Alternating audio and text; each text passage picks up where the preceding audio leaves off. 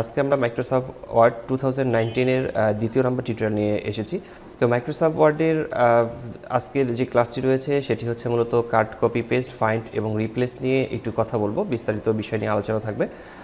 তো আমরা প্রথমের দিকে কোনো একটা লেখাকে যদি কপি করতে চাই, যেমন আমি কোনো একটা লাইনকে কপি অথবা কাট করতে যাচ্ছি, আমি লেখাগুলোকে প্রথমে সিলেক্ট করে নেব। মাউসের বাম বাটন প্রেস করে আমরা এই লেখাগুলোকে সিলেক্ট করতে পারি। যেমন আমি এখানে সবগুলো লেখা একসাথে সিলেক্ট করলাম, অথবা সিলেক্ট করার সময় আমরা যখন মাউসের কার্সার দেখতে পারবো তখন এখানে লেফট ক্লিক করলে এই লেখাটি লাইনটি পুরোটাই সিলেক্ট হবে। আবার যদি আমি এখানে ডাবল ক্লিক করে নিই, ডাবল ক্লিক করে পরবর্তী লাইনগুলো সিলেক্ট করতে পারবো। এরপর এখান থেকে কাট লেখাতে ক্লিক করতে হবে। কিবোর্ড থেকে কন্ট্রোল এক্স বাটন চাপ দিলেই এটা কাট হয়ে যাবে, অথবা মাউসের রাইট বাটন ক্লিক করার পর কাট, কপি, পেস্ট কমান্ডগুলো আমরা দেখতে পাচ্ছি। তো আমি এখান থেকে কাট কমান্ড ব্যবহার করছি। এখান থেকে কাট ক্লিক করে লেখাগুলোকে কাট করে নিলাম।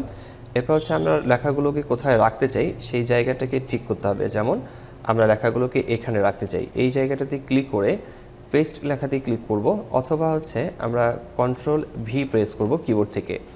কন্ট্রোল ভি, আমি এখান থেকে কিবোর্ড থেকে কন্ট্রোল ভি প্রেস করলাম, আমাদের এখানে লেখাগুলো শো করছে। এবং যখন আমরা কপি পেস্ট করব, অর্থাৎ যখন আমরা পেস্ট করব তখন এখানে আরও একটি ডায়লগ বক্স আসবে। এখানে পেস্ট অপশন এখানে রয়েছে। তো এখানে ক্লিক করলে নিচের দিকে বেশ কয়েকটি অপশন শো করবে, কিপ সোর্স ফরম্যাটিং, এবং হচ্ছে এখানে মার্জ ফরম্যাটিং, এবং হচ্ছে পিকচার ফরম্যাট, এবং হচ্ছে এখান থেকে কিপ টেক্সট অনলি। এই কয়েকটি ফরম্যাটের মধ্যে থেকে আপনারা যে ফরম্যাট রাখতে পছন্দ করেন ঠিক সেই ফরম্যাটটাতে ডকুমেন্টটিকে, এই লেখাগুলোকে, টেক্সটগুলোকে রাখতে পারবেন। তো আমরা এখান থেকে মূলত এই অপশনটি ব্যবহার করছি, কিপ টেক্সট অনলি। এখান থেকে আমি কোনো পরিবর্তন করছি না, এখানে কিপ টেক্সট অনলিতে থাকলো। আবার এই লেখাগুলোকে যদি কপি করতে চাই তাহলে আমরা এই জায়গায় কার্সার, লেফট কার্সার, আমরা যখন কার্সার দেখতে পারবো তখন এখানে ডাবল ক্লিক করলে আমরা পুরো প্যারাগ্রাফ যতটুকু আছে আমাদের ঠিক প্যারাগ্রাফটি সিলেক্ট হয়ে যাবে।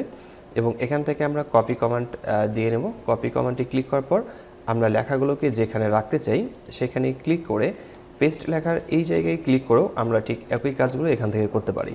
তো আমি এখান থেকে কিপ টেক্সট অনলিতে ক্লিক করছি। কিপ টেক্সট অনলিতে ক্লিক করলে নিচের দিকে এই অপশনগুলো থাকবে, নিচের দিকে লেখাগুলো ঠিক এভাবে শো করবে। আমরা এই কাজগুলোকে মূলত রাইট বাটন ক্লিক করেও সেখান থেকে কাট, কপি কমান্ড ব্যবহার করতে পারি। আমি ফাইলে ক্লিক করছি। ফাইলে ক্লিক করার পর এখান থেকে নিউয়ে ক্লিক করব। নিউয়ে ক্লিক করার পর নতুন একটি ডকুমেন্ট ওপেন করব। তো এর নিচের দিকে আরও বেশ কিছু টেমপ্লেট রয়েছে, যেমন এখানে সিঙ্গেল স্পেস ব্ল্যাঙ্ক টেমপ্লেট রয়েছে, এবং হচ্ছে আপনারা চাইলে এখান থেকে বিভিন্ন ধরনের টেমপ্লেট ওপেন করতে পারেন। সেটা হচ্ছে সিভি তৈরি করা, অথবা হচ্ছে রেস্টুরেন্ট ব্রাউজার তৈরি করা, তারপর হচ্ছে এখান থেকে ক্যালেন্ডার তৈরি করা, রিপোর্ট তৈরি করতে চাইলে স্টুডেন্ট রিপোর্ট উইথ ফটো এটা তৈরি করতে পারবেন, এবং হচ্ছে এখান থেকে সার্টিফিকেট তৈরি করা যাবে, ইনভয়েস তৈরি করা যাবে, এবং হচ্ছে এখান থেকে ফ্যাক্স, এরকম আরও অনেক ধরনের টেমপ্লেট এখানে রয়েছে। এই টেমপ্লেটগুলো ব্যবহার করে কাজগুলোকে শর্টকাট অনেক ফাস্টলি করা যাবে। তো আমি এখান থেকে ব্ল্যাঙ্ক ডকুমেন্ট একটু ওপেন করে নিচ্ছি। ব্ল্যাঙ্ক ডকুমেন্ট ওপেন করে নেওয়ার পর আমরা যখন লেফট কার্সারটিকে যখন এখানে রাখবো তখন আমাদের অ্যালাইনসমেন্ট দেখাচ্ছে লেফট অ্যালাইন্স, অর্থাৎ এই জায়গায় হচ্ছে আমাদের লেখাটা বাম দিক থেকেই শুরু হচ্ছে। এর শর্টকাট হচ্ছে কন্ট্রোল এল, অর্থাৎ লেফট অ্যালাইন্স আমরা এখানে ক্লিক করে লিখতে পারি। আবার যখন কার্সারটিকে মাঝামাঝি দিকে নিয়ে আসবো তখন এখানে দেখাবে সেন্টার, অর্থাৎ এই সেন্টার আমাদের এখানে শো করছে। নিচের দিকে আমরা কার্সারের মাউস পয়েন্টারের নিচের দিকে দেখতে পাচ্ছি যে সেন্টার অপশনটি এখানে আসছে, এবং যখন রাইট দিকে নিয়ে যাব তখন রাইট অ্যালাইন্স এখানে শো করবে। আমি এখানে মাঝখানে ডাবল ক্লিক করছি, এখানে সেন্টার হয়েছে, এবং হচ্ছে এই জায়গায় আমি এখানে লিখছি কম্পিউটার। আমি এখানে লিখছি কম্পিউটার।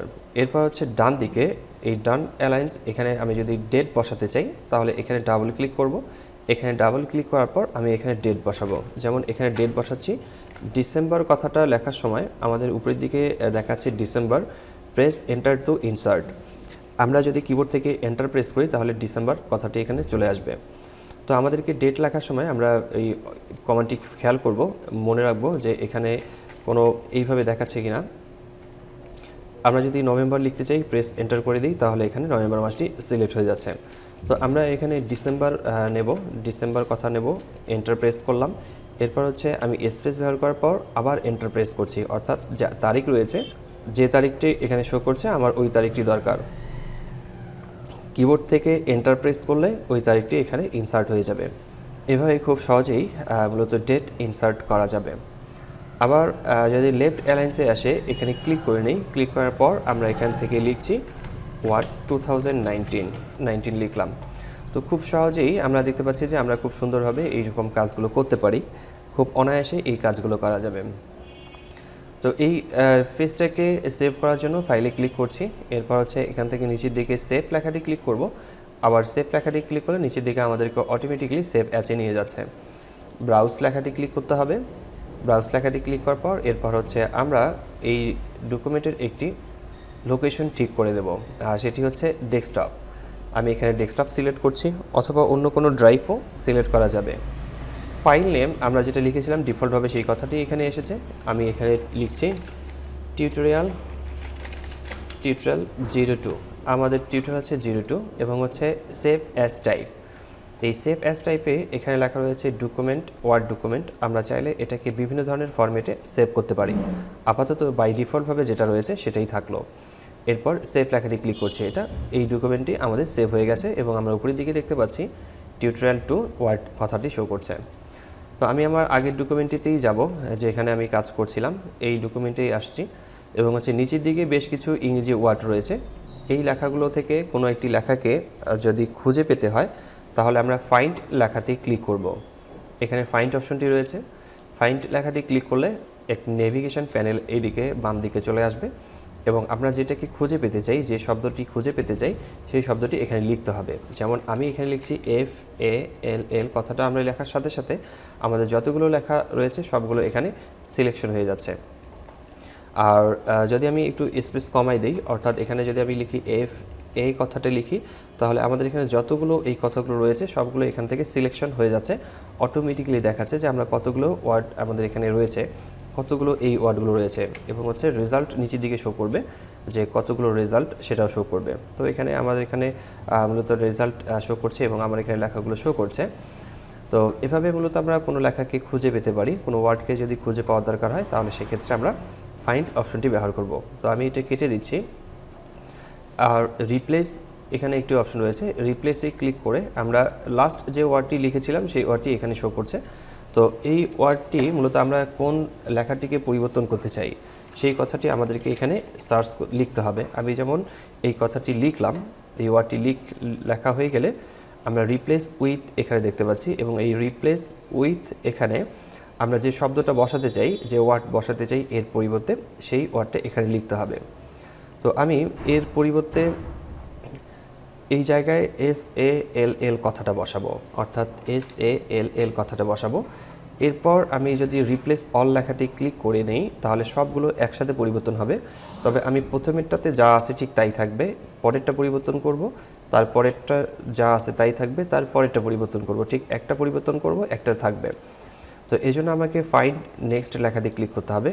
ফাইন্ড নেক্সট লেখাতে ক্লিক করলে আমরা দেখতে পারবো যে আমাদের লেখাটি সিলেক্ট হয়ে গেছে। তো আমি এটাকে পরিবর্তন করতে চাচ্ছি না, আমি চাচ্ছি পরেরটায়, এবং ফাইন্ড নেক্সট লেখাতে ক্লিক করলে পরেরটাতে চলে যাবে।